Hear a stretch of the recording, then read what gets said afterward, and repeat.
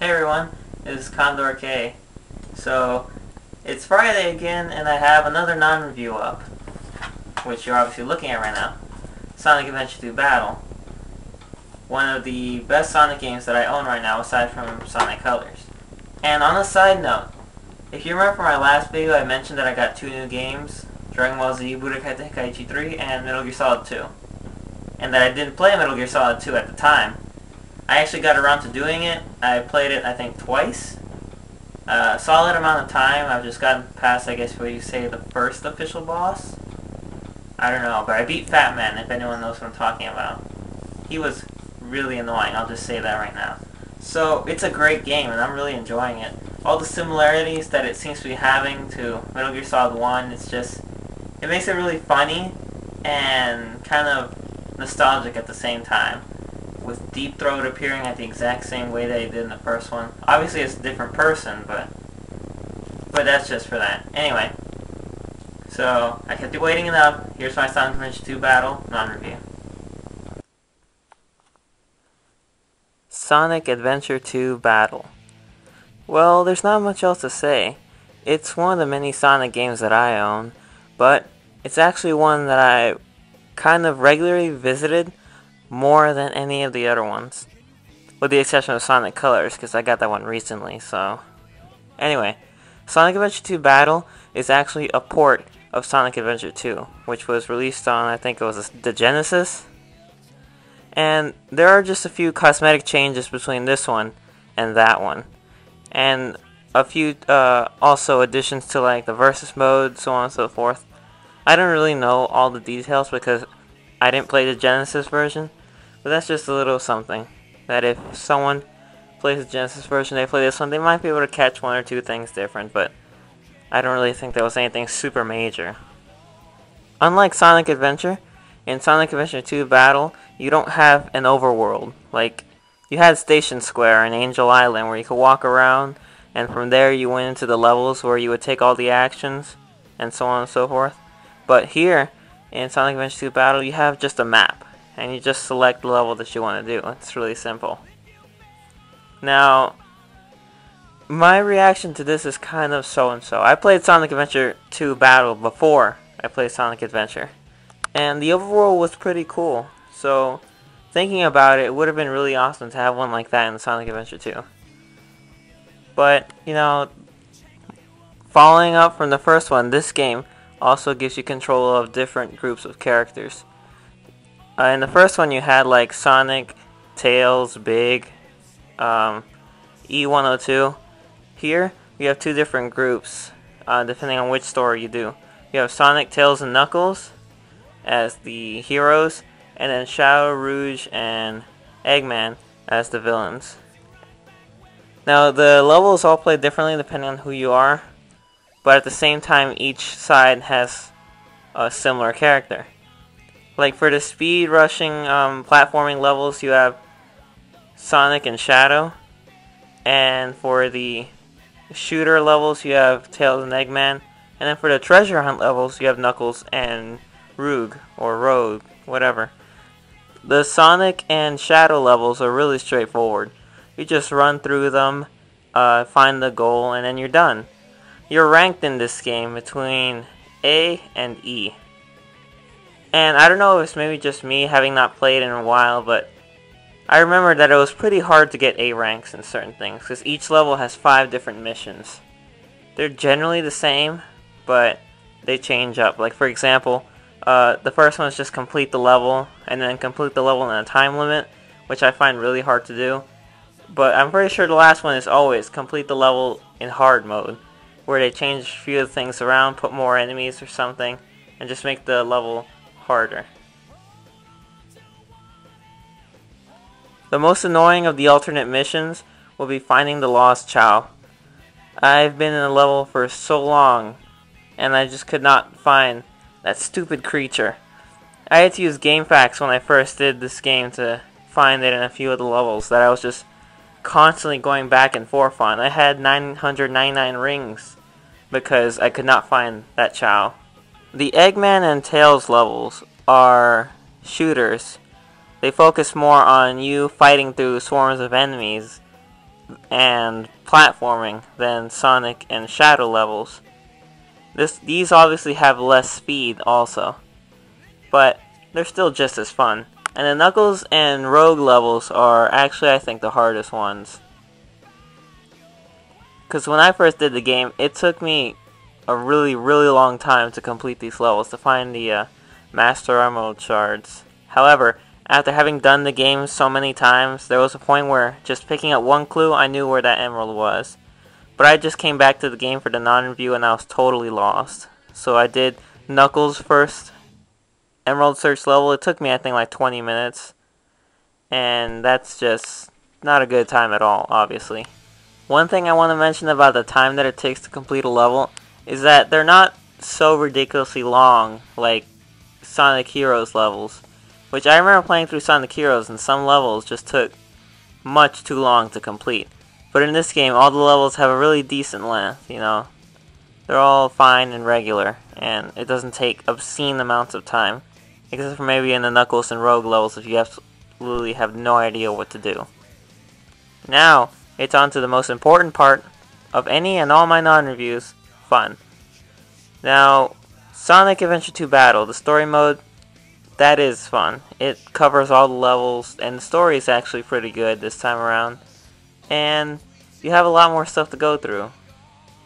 All the levels, while they're generally the same thing, trying to get to the gold rings, they were all really fun the first time around. And if you have the patience to go through the levels the 4 other times, they can either be more fun or just really annoying, depending on how good you are. Like, I could never do time attack levels. Those are just way too hard for me. The times are too strict. But I don't have much problem with the hard mode levels. They might take a while, but they're not that annoying at all. One of the most fun things about Sonic Adventure 2 Battle would be, obviously, the battling part, the multiplayer mode. Now, this one also follows in correspondence to the game, where if you play as Sonic or Shadow, you're going to play a speed game where the two of you race through a course to try to get to the end first. Eggman and Tails have a fighting game, shooter. They have to beat each other, be the first one to get your opponent to 0. And then Knuckles and Rogue have a treasure finding level. Now the treasure finding level for Knuckles and Rogue, I think it would have been even more fun if they included the 3 pieces from the story mode. Whenever you do a Knuckles level in story mode, you have to find 3 pieces to complete it. In the multiplayer mode, though, I think it's only 1, and it's not even a piece, it's the entire Master Emerald. But it still manages to be fun, and in addition, they have a few more characters for each different mode that you can play as.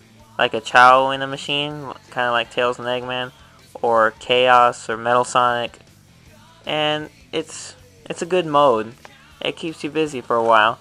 And if you get bored of it, there's the kart racing mode, which is kind of like Mario Kart, I guess you could say, except without all the interference from the other racers. Like, you can't get power-ups to shoot at each other.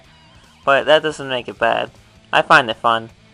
And when I first did it, outside of the beginner mode, the other modes were pretty hard. But once I got down and I learned exactly what I was doing wrong, they weren't too annoying, and it was a lot of fun. And of course, it's a really not too long once again, but they're a great length. And then when you finish the game, you unlock the boss mode, where you basically fight through all the bosses in either the hero, the dark story, or just all of the bosses in total. And that mode is pretty fun and time consuming. I think the all mode took me maybe between 20 and 30 minutes, but I liked it.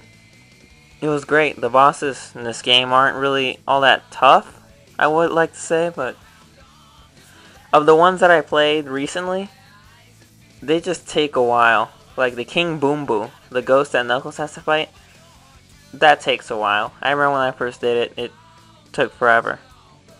But after I got used to it, it's not too bad. So, you know, this game has a learning curve, in short. That when you do stuff, the more you do it, the more used to it you're going to get, and the better you're going to get. Which is good. I was never able to pick up on things from the first go. But that made it more fun and challenging, I guess. Not really so much annoying.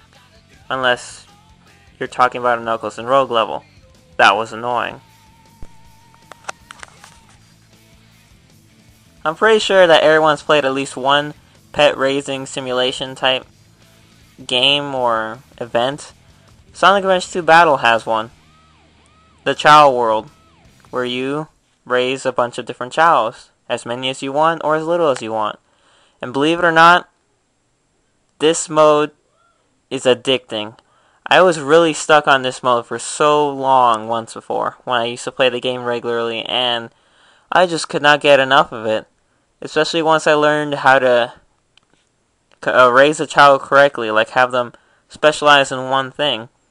Because then when they evolve, they become that type of Chao. Like, if you give them a certain type of vial, and the vials are the things that enemies drop when you kill them in the adventure modes, and you can take them to the Chao Garden if you get the key in the level.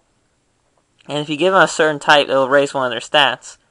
And if they're most focused on that stat, when they evolve later in their life, they'll be that stat particular, and it'll always be their ultimate stat, and they'll do the best at it, like swimming, or flying, or running. And another cool thing is that if you raise a Chao with just a particular hero, like for example Sonic, and you raise the Chao on running, it'll become a Sonic Chao. And when it evolves, it'll look kind of like him with the spikes and everything. And you can do it with all the other characters. And it just becomes a really awesome thing to do, because the Chaos become so much better, and before you know, you'll be winning races left and right, which I checked off on my race status, and I could not believe how many races I accomplished. How many I totally won, and I didn't even know, because I thought that the mode was really hard and that I couldn't do it. But apparently I won almost every single race in the game. And it's just so awesome to know that. And the Chao Karate, which is the fighting type thing, which you have to totally just rely on your Chao because you have like no interaction with that whatsoever. That one's also really fun. It's challenging, a little more so than the racing, but if you do it right, your Chao can decimate the competition and you'll win. Which I have done on 3 of the 4 difficulties, which makes me feel just really glad.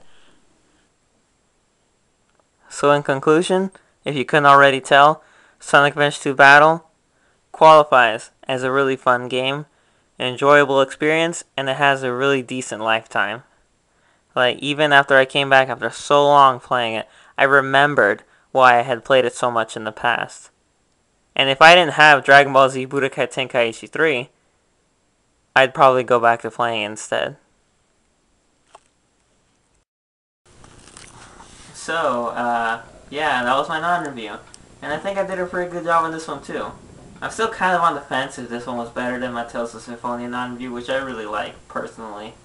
But I'm going to do something new, because I've never reviewed 2 games back to back. I've always swapped between non-review, Toku Talk, non-review, Toku Talk. I decided, what the heck, I'll just do another non-review. And I'm going to follow up the pattern with another Sonic game that I briefly mentioned in my non-review, Sonic Heroes. Now, unlike the past games that I've done, which I've almost certainly genuinely liked, this one's kind of going to be 1 and 1. Like, there's going to be a lot of things I like, but unlike the other ones, it's going to have a lot more things that I don't like.